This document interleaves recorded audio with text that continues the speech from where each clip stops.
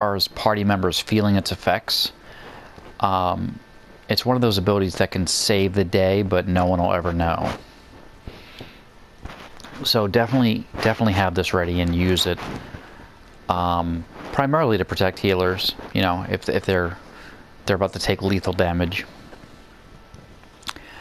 Okay, moving on. At 45, you get Spirits Within. Spirits Within is a 30-second recast, 300 potency, so triple the damage of a normal attack, roughly.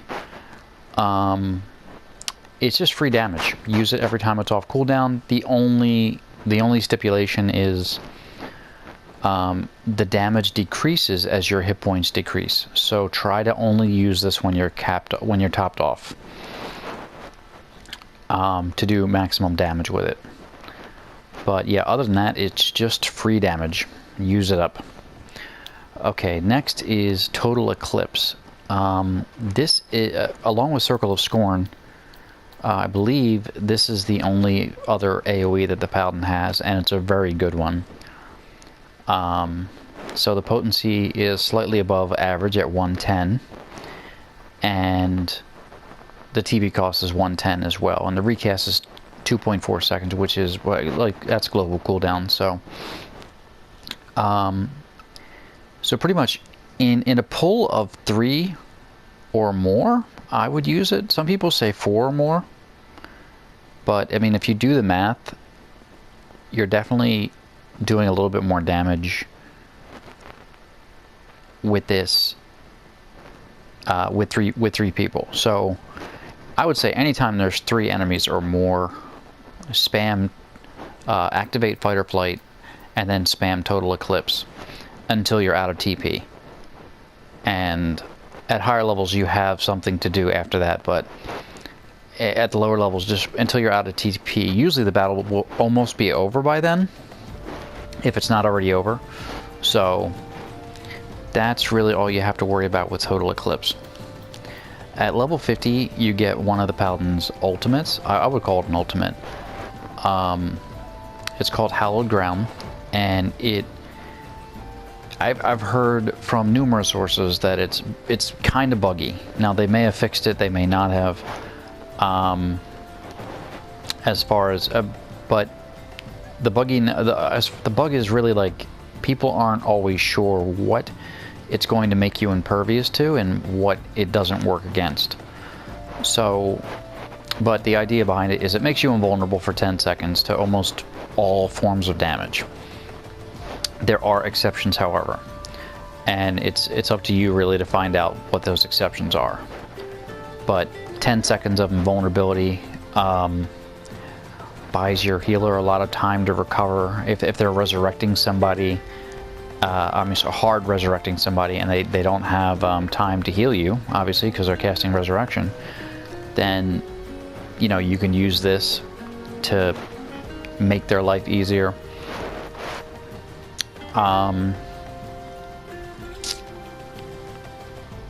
So yeah, it's an invaluable skill. Use that. Just bear in mind the 420-second cooldown. That's what, 7 minutes? 7 minutes. Alright. Real quick, we're going to jump over to traits, and then we're going to come back to the rest of the Paladin abilities. So, I'm sorry, not traits, roll skills. So, Rampart reduces the damage you take by 20%, for duration 20 seconds. Again, this is another skill you want to use to prevent damage from tank busters. Not quite as good as, not nearly as good as Sentinel, but it'll still keep you alive, usually. 99% of the time it'll keep you alive. Low Blow is another stun. Now that you can use all 10, I mean, by all means use it, but for the longest time I wasn't using it because Shield Bash is good enough. Provoke, very important to have Provoke ready. If you die when you're tanking a boss or something, your threat is going to drop to 0 when you get raised. And Provoke, what Provoke does is it makes you tie with the person who has the most threat out of everyone in the party. So what you want to do is you want to provoke and then flash. and that will usually grab the aggro of the enemy, unless the other the off tank or the other tank is actively trying to keep that hate. You'll get it back. All right, next is Convalescence, which increases the recovery via healing spells by 20% for 20 seconds. 2-minute recast. Again, use this if your healer is having trouble keeping your health high. If you see your healer spamming heal spells, then this is something you want to use. Another thing you might want to use this also in conjunction with anything that, like Rampart or Sentinel, when you receive a tank buster, so that they can get you to a safe hit point level before the next attack comes that might kill you because you're already at low health. Anticipation increases your parry rate by 30% for 20 seconds. So that's the other thing about Paladins is they have a block and a parry. They have two forms of passive mitigation. You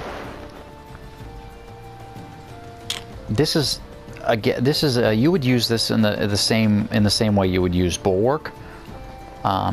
Anytime you pull a large group of mobs in long pulls and dungeons and whatnot, this is something you want to use. I wouldn't use with Bulwark. I would use one or the other. Using them both is a bit overkill. But this does have a faster recast. You can use this every minute as opposed to every 3 minutes for Bulwark. Although it's just not quite as good. Reprisal lowers target's damage dealt by 10%. Now, this is not something that I've used or tried to use, so I can't really give 100% on it. I have the impression that at higher levels this is not going to work anymore. But if it does work at high levels, then this is a superb ability, and I would use it all the time. So I will find out about that and get back to you in a future video. Okay, next is Awareness. Nullifies the chance of suffering critical damage. Again, this is something I should be using now that I have access to 10 roll skills.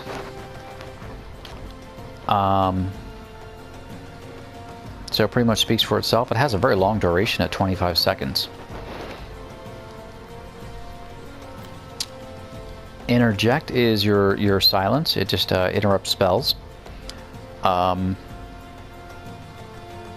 Again, I wasn't using this, usually because Shield Bash does that for me. It also interrupts spells. But now that I have 10 roll skills, this is not a bad thing to use. I'm almost positive this is not going to be effective at high levels. Ultimatum is an AoE provoke. It provokes everybody in a short range around you. For other tanks, this might be very good. I mean, not that it's bad for Paladins, but Paladins have flash, so they don't really need this. But however, this is going to be more effective than flash, because again, like provoke, it's going to put you tie for the other people that have the most hate on the enemies. So if you want to use Ultimatum and then flash, you should be able to grab a bunch of enemies back if you were to die or something. And another important skill is Shirk. Shirk is important for tank swapping. Tank swapping is kind of like an advanced mechanic that tanks have to do in boss fights. In 8-man parties later in the game. And I will explain how they work probably in the last video. The good news is tank swapping is probably the most difficult things that tanks have to do. Other than that, they're very easy to play, and there's a lot of people get anxious because the whole party is depending on you to stay alive, or there's going to be a wipe. and you know that could be a lot of pressure, I assume.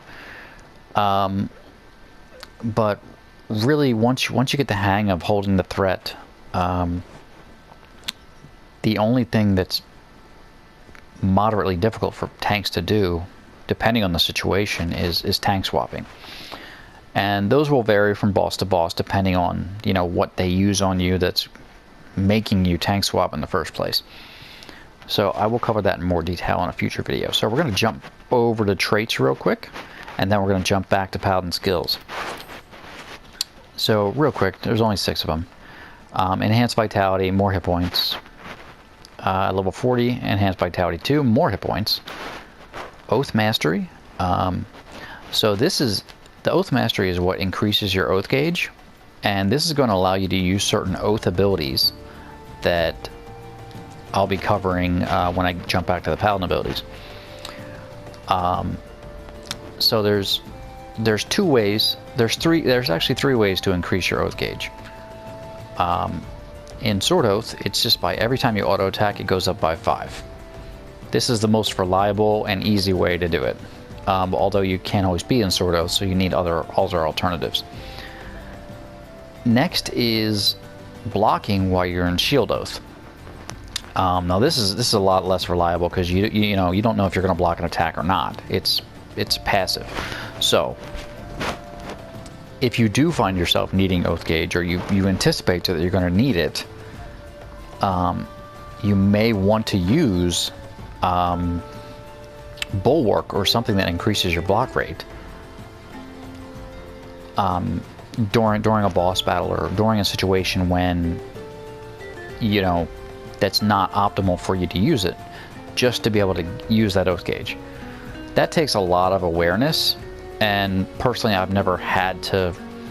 There's been a couple situations where, like, oh, I wish I had Oath Gauge right now, but it's not a do or die thing. You know, it's not imperative.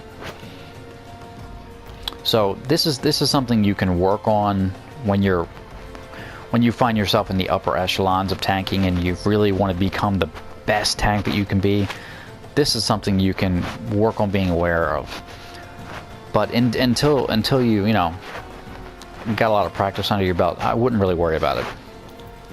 All right, level 60, Vitality 3, more hit points, because we need those hit points. Divine Magic Mastery. This sounds great on paper. It really does. Like, halves the MP cost of all spells while preventing interruption from damage taken.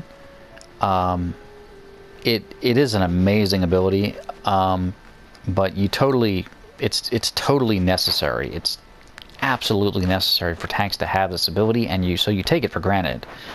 I can't really imagine